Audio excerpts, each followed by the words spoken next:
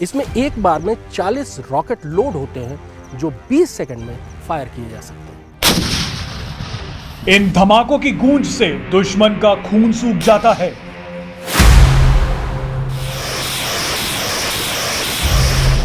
भारतीय सेना की यह ताकत कमजोर दिल वाले बिल्कुल ना देखें। आज हम आपको भारतीय सेना का तोपखाना बेहद करीब से दिखाएंगे। यह तोपखाना है महाराष्ट्र में नासिक के देवलाली में। भारतीय सेना के इस तोपखाने में मौजूद हर हथियार के दर्शन आज आपको होंगे और उनकी तूफानी फायरिंग भी आप देखेंगे। आज गनर्स डे पर भारतीय सेना ने दी धुआंधार बधाई और इशारों इशारों में दुश्मनों को दे दिया बड़ा संदेश।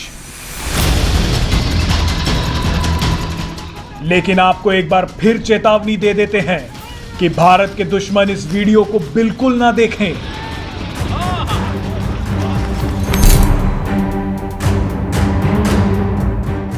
भारतीय सेना मुख्यतः 3 तरह के multi barrel rocket launchers fire करती है, ग्रैड, पिनाका और स्मर्श। ग्रैड और स्मर्श रूस से खरीदे गए हैं, लेकिन पिनाका को भारत में ही बनाया गया है। मल्टी बैरल रॉकेट लॉन्चर की खासियत ये होती है कि ये दूरी से बहुत तेज फायरिंग करके बहुत तेज गोलाबारी से दुश्मन को दबा देता है।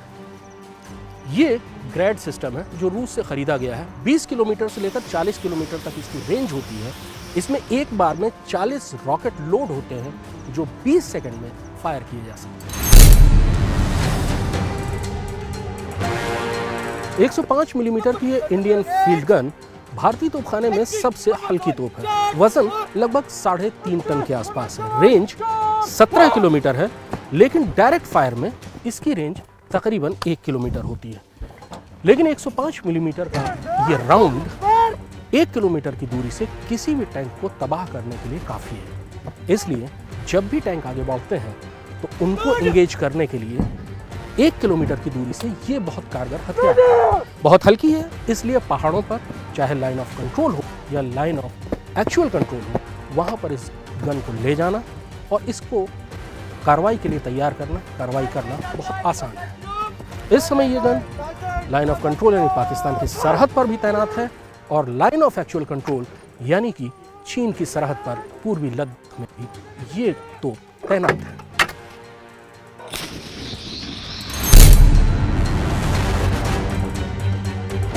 अब हम आपको दिखाते हैं भारतीय तोपखाने की सबसे नई, सबसे असरदार, सबसे कारगर तोप। यह है M777 अल्ट्रालाइट हॉविट्जर।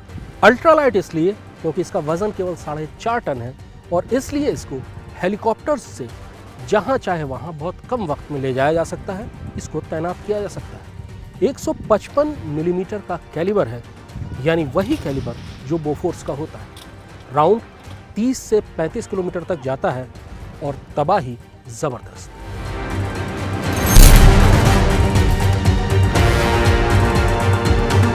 अब हम आपको जिस गन से परिचित कराएंगे, दरअसल उससे भारत का बच्चा बच्चा परिचित है। यह है बोफोर्स, जिसे इस देश ने पहली बार 1999 में करगिल की लड़ाई में अपने घर के ड्राइंग रूम में टेलीविजन पर दुश्मन पर आग बरसाते देखा था।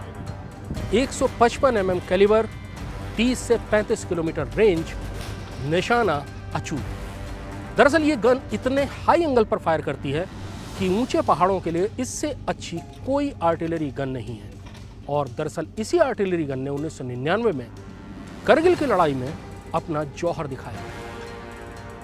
ऑटोमेटिक है, शूट एंड स्कूट, यानी एक बार फायर करने के बाद ये अपनी जगह बदल देती है, जिससे दुश्मन को गन लोकेटिंग रडार जो दुश्मन के होते हैं वो इसको लोकेट नहीं कर पाते और जवाबी फायर दुश्मन की तरफ से नहीं आ पाता। भारतीय सेना के तोपखाने में 105 mm, 122 mm, 130 mm और 155 mm की तोपें हैं। हाल के दिनों में 155 mm की वज्र और M777 अल्ट्रालाइट हॉविट्जर तोपखाने में शामिल की गई है। इससे पहले 155 mm की गन केवल बोफोर्स होती थी। अब जो भी नई गन आएंगी, जैसे धनुष और ATAGS यानी advance towed artillery gun system, वो सब 155 mm की ही रखी जा रही है। इसके पीछे सोच ये है कि 155 एम की गन न केवल बहुत ज़्यादा फायर पावर देती हैं, बहुत ज़्यादा तबाही मचाती हैं, बल्कि एक जैसे कैलिबर का एम्यूनिशन सप्लाई करने में आसानी होती है। 194 साल का भारतीय तोपखाना लगातार आधुनिक होता जा रहा है। भारतीय सेना के तोपखाने का इज्जत व इकबाल बुलंदी पर है।